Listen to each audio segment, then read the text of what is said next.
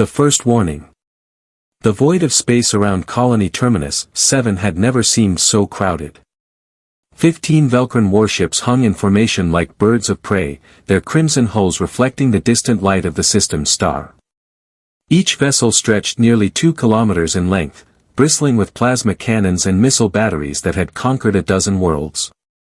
Inside the colony's command center, Martinez stood before the viewscreen with his arms crossed, watching the alien fleet position itself for attack.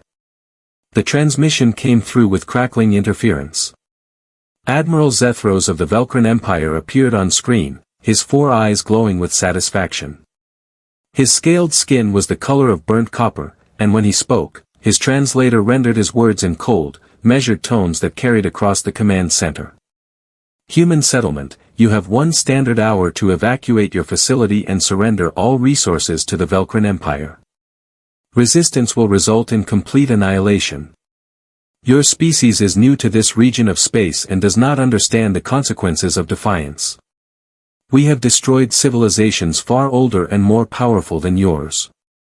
Martinez stepped closer to the screen, his weathered face showing no fear. He had been a colony commander for 12 years, surviving pirate raids and equipment failures that would have broken lesser leaders. But this was different. This was the first time humanity faced a true military power beyond their borders. Admiral Zethros, this colony is under the protection of the United Earth Alliance.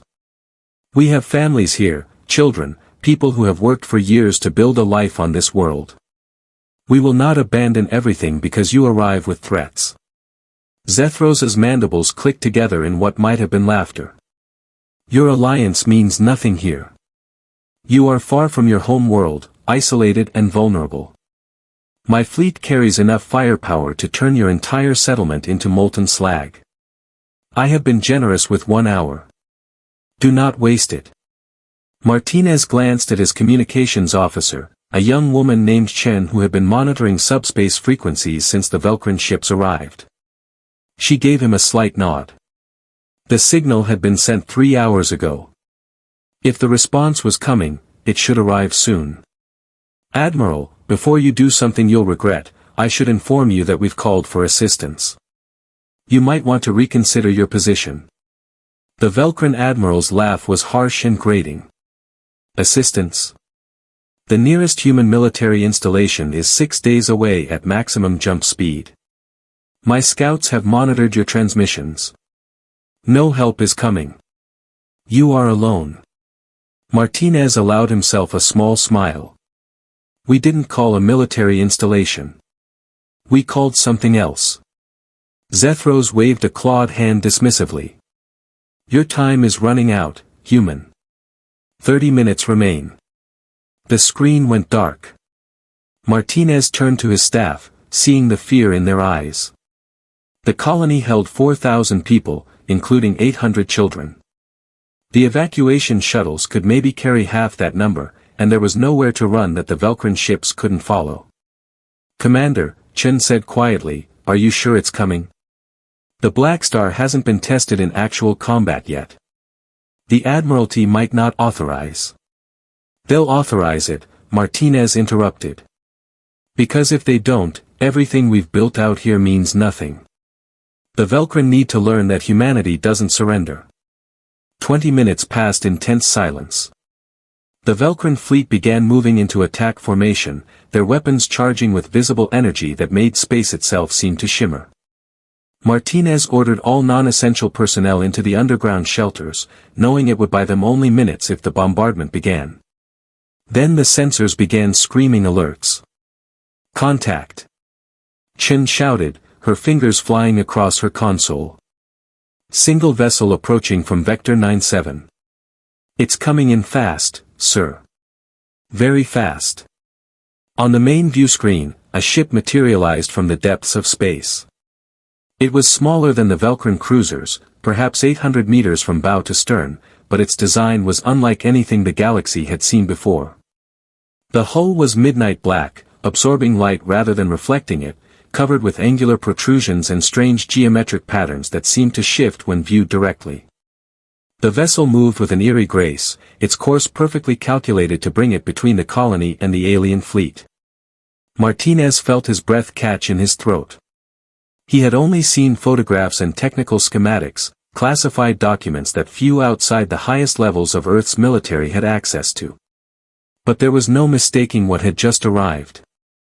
The USS Black Star, he whispered. Zethros saw it too. On every Velcran ship, alarms were sounding as sensors tried to analyze the newcomer. The Admiral opened a channel, his voice now carrying an edge of uncertainty. Human vessel, you are outnumbered 15-1. Turn back or be destroyed alongside the colony. The response came in a woman's voice, calm and professional, with an undertone of absolute confidence that made even Martinez straighten his posture. Velcran Fleet, this is Captain Sarah Chen of the USS Black Star. You have 10 seconds to begin retreat procedures. This is your only warning. 10. 9. 8. Zethros snarled. Arrogant fools. All ships, target that vessel. Fire at will. 7 Velcran cruisers opened fire simultaneously. Space lit up with streams of superheated plasma and volleys of antimatter missiles that could crack a moon in half.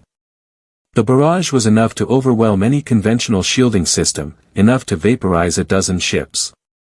The Black Star didn't even try to dodge. Instead, something extraordinary happened. The attacking weapon struck an invisible barrier 300 meters from the Black Star's hull and simply stopped.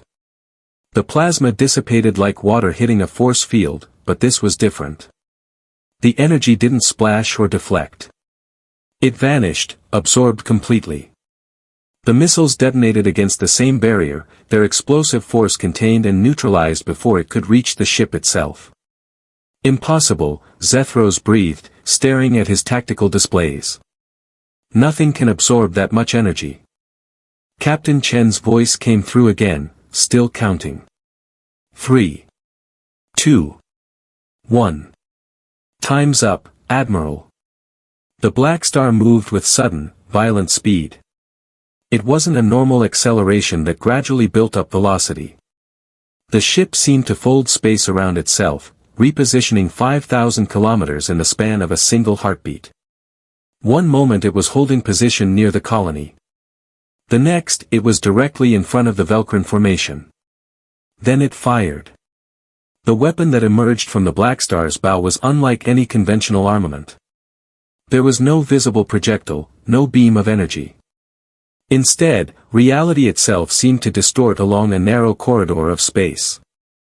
3 Velcran cruisers that had been positioned in a line suddenly crumpled inward, their hulls compressing as if caught in an invisible vice. Metal shrieked and tore. Atmosphere vented in explosive bursts. Within 5 seconds, 3 ships that had been instruments of conquest became twisted sculptures of wreckage. Zethros couldn't process what he was seeing. His tactical officer was shouting reports that made no sense. Gravitational weapon, sir. They're manipulating localized spacetime. Our shields are useless against it. All ships, evasive patterns. Return fire, maximum spread. The remaining 12 Velcran ships scattered like startled fish, their weapon systems unleashing everything they had. The space between the fleets became a storm of destructive energy. But the Black Star was already moving again, that impossible instantaneous repositioning that defied the known laws of physics. It appeared above the Velcran formation, then below, then to the side, each position giving it perfect firing angles. More weapons emerged from the human ship's hull. Laser batteries that cut through armor plating like it was paper. Missile systems that launched projectiles wrapped in fields of exotic matter, passing through shields as if they weren't there.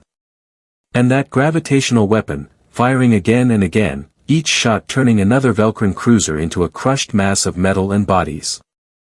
Martinez watched from the colony, his staff silent around him. The battle was unlike anything in recorded military history. The Black Star wasn't fighting. It was systematically dismantling the Velcran fleet with clinical precision. There was no wasted movement, no unnecessary shots. Every action served a purpose, every weapon strike hit exactly where it needed to inflict maximum damage. 6 more Velcrin ships died in the next 3 minutes. Their return fire continued to splash harmlessly against the Black Star's defensive systems, absorbed by technology that seemed to violate fundamental principles of thermodynamics. Energy weapons fed the ship's power systems. Kinetic projectiles were caught and redirected. Missiles were intercepted by point defense grids so dense that space itself seemed to shimmer with laser fire. Zethros watched his fleet crumble around him, feeling cold terror settle into his bones. He had fought in 40 campaigns across 20 systems. He had seen weapons that could boil oceans and shields that could withstand orbital bombardment. But this was something else entirely. The humans had built something that shouldn't exist, a ship that operated on principles the Velcrin Empire didn't understand. "Retreat," he finally screamed. "All remaining ships, emergency jump. Now." The surviving 5 cruisers, including his flagship, desperately attempted to open wormholes for faster-than-light travel. But the Black Star had anticipated this. It fired not at the ships themselves but at the space around them, creating gravitational distortions that prevented jump drives from forming stable exit vectors. 2 more Velcrin vessels exploded as their drives overloaded, unable to complete the jump sequence. 3 ships managed to escape, tearing holes in reality and vanishing into the depths of space. Zethros' flagship was among them, limping away with half its systems offline and a third of its crew dead. As they emerged thousands of light-years distant, the admiral sat in his command throne, shaking with rage and fear. His second officer approached cautiously. "Sir, should we report to High Command?" Zethros looked at the tactical recordings, watching again as the Black Star destroyed 10 warships without taking a single point of damage. He thought about the technology gap that encounter had revealed, the terrifying realization that humanity possessed capabilities the Velcrin Empire couldn't match. "Yes," he said quietly. "Report everything. Tell them we found something that will change the balance of power in this entire sector of the galaxy. Tell them the humans are not the primitive species we thought they were." Back at Colony Terminus 7, the Black Star settled into a protective orbit. Captain Sarah Chen's face appeared on Martinez's view screen. She looked younger than her voice suggested, maybe 40 years old, with sharp eyes that had seen things most people couldn't imagine. "Colony is secure, Commander. How are your people?" Martinez let out a breath he hadn't realized he was holding. "Alive, thanks to you. Captain, what I just witnessed, that ship of yours, it's not like anything in our fleet." Chen smiled, but there was something cold in that expression, something that spoke of classified projects and technologies kept hidden from the public. "The Black Star is a prototype, Commander. Humanity's answer to a galaxy that doesn't take us seriously. We took everything we learned from first contact scenarios, every tactical analysis, every technological innovation we could develop, and we built something that would make the established powers think twice about threatening us. Will it be enough?" Martinez asked. "The Velcrin Empire controls hundreds of systems. They'll send more ships, bigger fleets." "Let them," Chen replied. "Every ship they send, will destroy. Every fleet they assemble, will dismantle. Because that's the message the Black Star carries, Commander. Humanity doesn't surrender. We adapt. We innovate. And we make sure that anyone who threatens our people learns a lesson they'll never forget." The Black Star's engines flared with contained power, preparing to depart. Martinez watched it go, understanding now what that single ship represented. It wasn't just a weapon system or a technological achievement. It was a statement to the galaxy. Earth had arrived on the interstellar stage, and the old rules no longer applied. In the depths of space, Admiral Zethros drafted his report to the Velcrin High Council. He tried to explain what the Black Star had done, how it had operated, the sheer impossibility of its capabilities. He knew they wouldn't believe him at first. They would think he had panicked, that he had exaggerated to cover his failure. But eventually, they would send more ships. And when those ships encountered the Black Star again, the galaxy would begin to understand. Humanity had unleashed something that would reshape the balance of power among the stars. The age of underestimating Earth was over. The nightmare had just begun for every empire that thought humans were easy prey. Part 2, The Empire's Nightmare. The Velcrin High Council chamber was a massive dome carved from a single piece of obsidian crystal, its walls etched with the names of conquered worlds. 12 council members sat in their elevated positions, their scaled bodies draped in ceremonial armor that spoke of centuries of military dominance. At the center of the chamber stood Admiral Zethros, his uniform still bearing scorch marks from the battle at Colony Terminus 7. Supreme Commander Vraksh leaned forward, his ancient eyes glowing with skepticism. He had led the Velcrin Empire for 40 years, expanding their territory through calculated aggression and overwhelming force. The report Zethros had submitted contradicted everything Vraksh understood about warfare. You expect us to believe that one human ship destroyed 10 of our cruisers in less than 15 minutes? That their weapons passed through our shields as if they were nothing? That they possess technology capable of manipulating gravity itself? Zethros straightened his posture, refusing to show the fear that still haunted his dreams. Supreme Commander, I have brought tactical recordings from 3 different ships. The evidence is irrefutable. The human vessel called Blackstar operates on principles we do not understand. It absorbs energy weapons, repositions instantaneously, and wields gravitational distortion as a weapon. My fleet never had a chance. Council member Thress, the Empire's chief weapons engineer, studied the tactical data on his holographic display. His expression shifted from dismissal to concern as he watched the footage. This gravitational weapon, if it truly functions as described, it represents a fundamental breakthrough in spatial manipulation.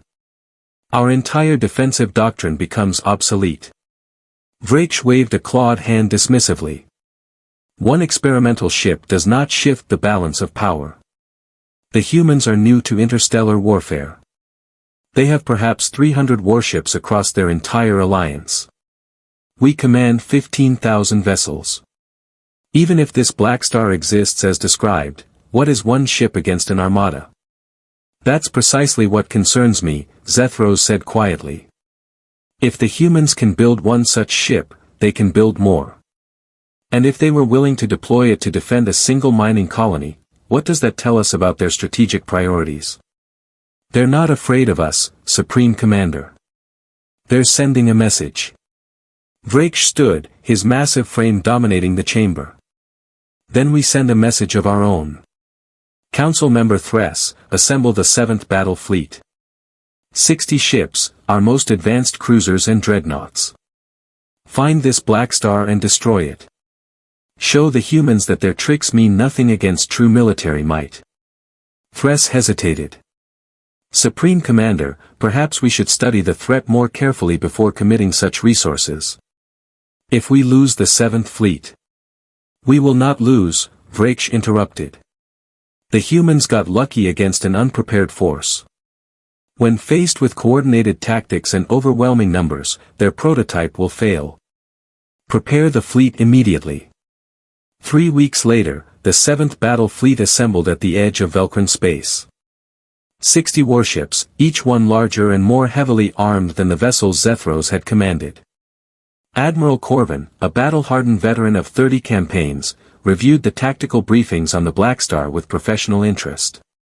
He had fought the Thalner Collective, the Zephyrin Dominion, and a dozen other powers. One human ship, no matter how advanced, could not stand against the force he commanded. All ships report ready, Admiral, his tactical officer announced. Jump coordinates locked on human supply routes in Sector 447. Corvin nodded. Execute jump.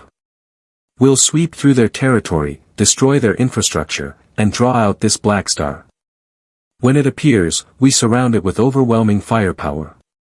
No fancy technology can save them from simple mathematics. The fleet tore holes in space and vanished, reappearing 200 light-years away in a region where human cargo vessels transported resources between colonies.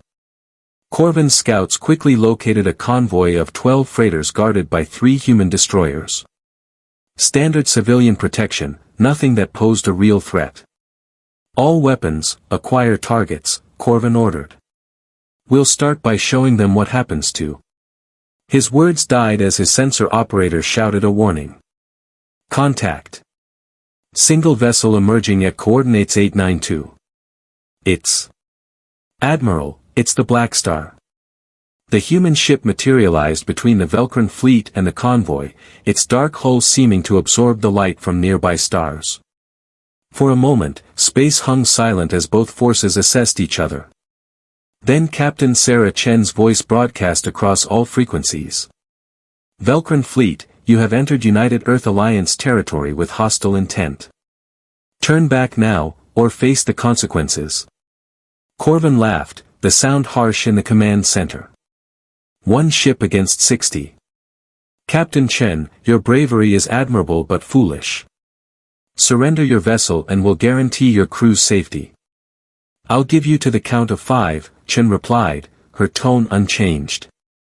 1. Corvin didn't wait for her to finish counting. All ships, open fire. Destroy that vessel. 60 warships unleashed their weapons simultaneously. The amount of firepower concentrated on the Black Star could have turned a small planet into an asteroid field. Plasma cannons superheated space itself. Antimatter missiles streaked forward carrying payloads that released the energy of small stars. Particle beams traveled at near light speed, designed to overwhelm any defensive system through sheer volume. The Black Star's response was elegant in its efficiency. The defensive barrier that had protected it before activated, but Corvin could now see it wasn't a traditional shield. The space around the human ship distorted, creating zones where physics operated differently. Energy weapons entered these zones and simply ceased to exist, their power absorbed and channeled into the Black Star's own systems. Missiles that crossed the threshold encountered gravitational fields that crushed them before they could detonate. Particle beams scattered as if hitting an invisible prism, their coherent streams broken into harmless radiation. Impossible, Corvin whispered. Nothing can absorb that much energy. The thermodynamics alone. Admiral, their power readings are increasing, his science officer interrupted. They're using our weapons fire to charge their own systems. Sir, we're feeding them energy. Corvin felt his confidence waver. Cease fire. All ships, cease fire. But the Black Star was already moving. It executed that impossible instantaneous repositioning, appearing directly in the middle of Corvin's formation. At this range, surrounded by 60 ships, there should have been no escape. The Velcran vessels could create a crossfire that left no room for evasion. The Black Star fired its gravitational weapon in a full sphere, releasing the energy it had absorbed from the Velcran barrage. Space itself warped around the human ship, creating cascading distortions that rippled outward like waves on a pond. 8 Velcran cruisers that had been closest to the Black Star suddenly found themselves caught in gravitational fields thousands of times stronger than a planet's pull. Their hulls imploded, metal and crew compressed into dense spheres before the fields released, scattering debris across the battlefield. Corvin ordered his fleet to scatter, trying to create distance. But the Black Star pursued with methodical precision. It targeted the Velcran dreadnoughts first, the massive ships that carried the heaviest armor and most powerful weapons. The human vessels' laser batteries cut through their defensive plating with surgical accuracy, each shot hitting critical systems. Drive cores, weapons arrays, life support, the Black Star knew exactly where to strike for maximum effect.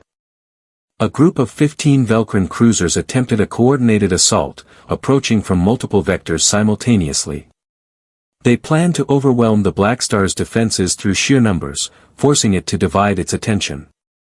Instead, the human ship deployed a new weapon system. Dozens of small drones launched from its hull, each one no larger than a fighter craft. These drones moved with the same impossible speed as their mother ship, creating a defensive perimeter that intercepted every Velcran attack before it could reach the Black Star. But the drones were more than just defensive. Each one carried miniaturized versions of the Black Star's weapons systems.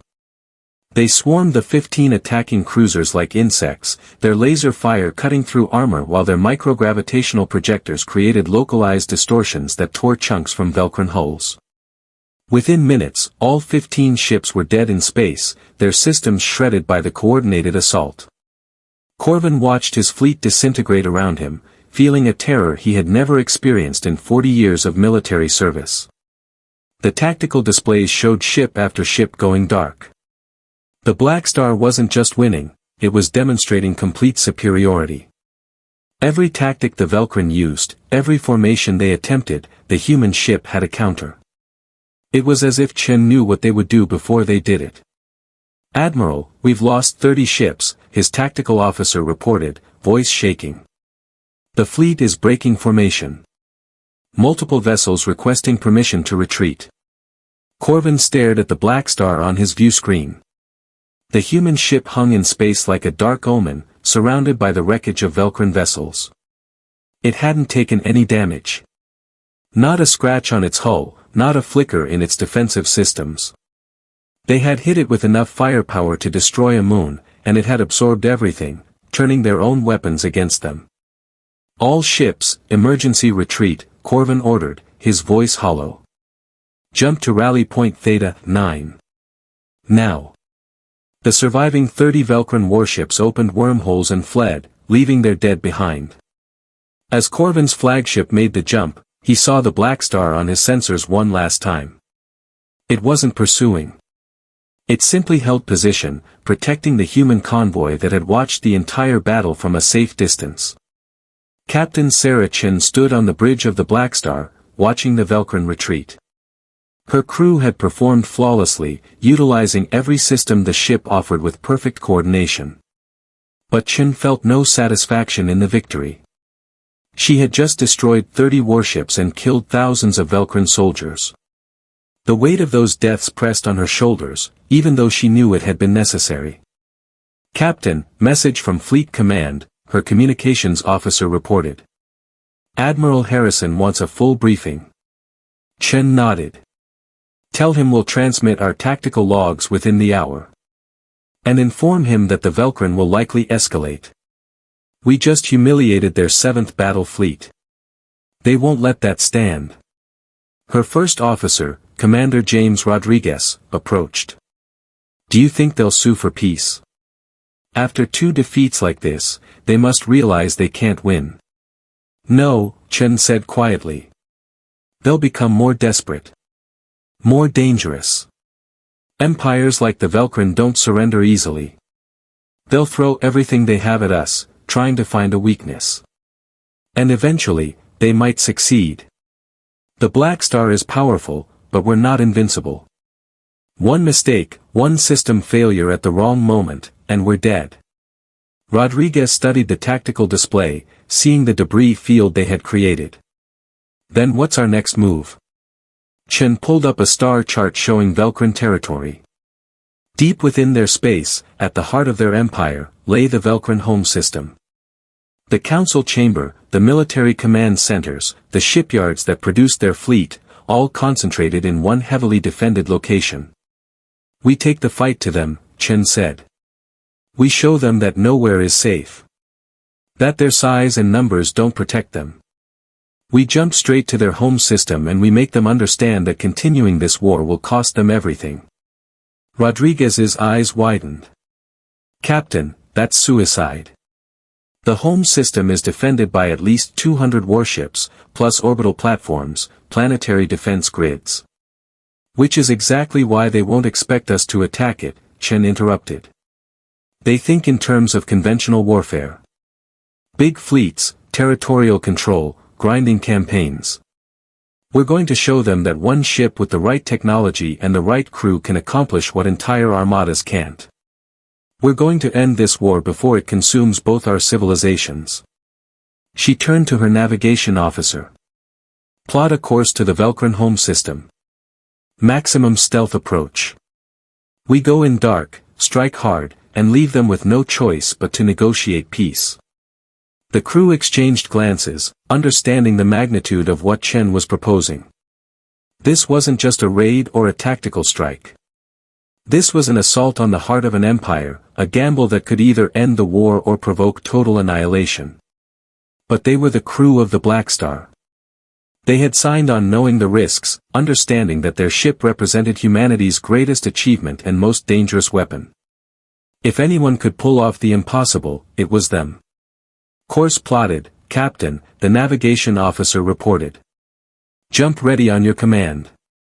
Chen looked around her bridge, seeing determination in every face. These people trusted her to lead them into the deadliest situation any human had ever faced. She wouldn't let them down.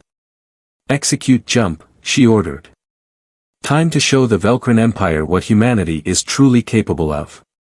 The Black Star folded space around itself and vanished, beginning a journey that would take it deep into enemy territory. Behind them, the human convoy continued its journey, safe from harm.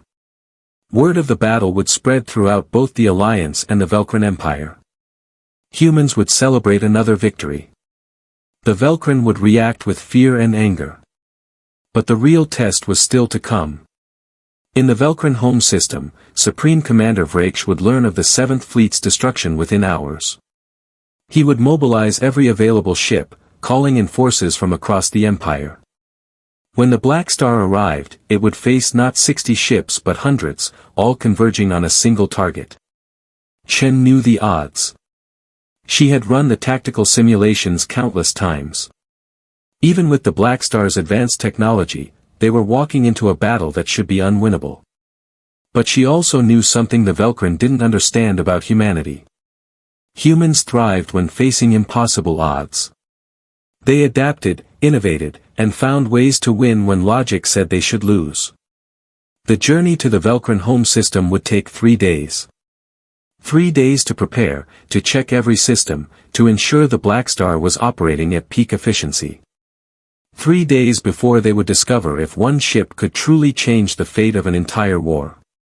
In the Velcran High Council chamber, Supreme Commander Vraksh received Admiral Corvin's report with mounting rage.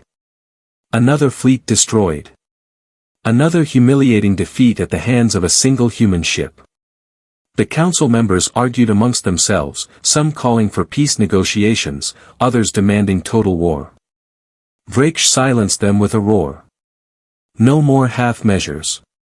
No more sending fleets piecemeal. I want every available warship recalled to the home system immediately.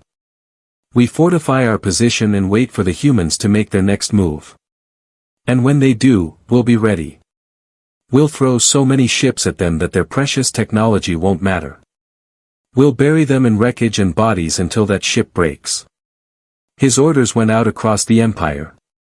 Fleets abandoned their posts, leaving occupied territories to fend for themselves.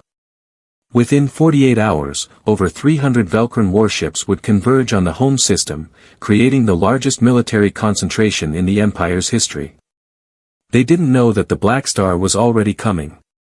They didn't know that Captain Sarah Chen had anticipated exactly this response. They didn't know that humanity's nightmare ship was about to arrive in their most sacred space and teach them a lesson about innovation, determination, and the terrible cost of underestimating Earth. The final battle was approaching. The galaxy would never be the same after what was about to unfold. And somewhere in the depths of space, aboard a ship that shouldn't exist according to known physics, a human crew prepared to face an empire and prove that sometimes one vessel, crewed by people willing to risk everything, could accomplish the impossible. The age of Velcran dominance was ending. The age of humanity was beginning. And it all rested on the shoulders of the USS Black Star and the extraordinary people who called it home.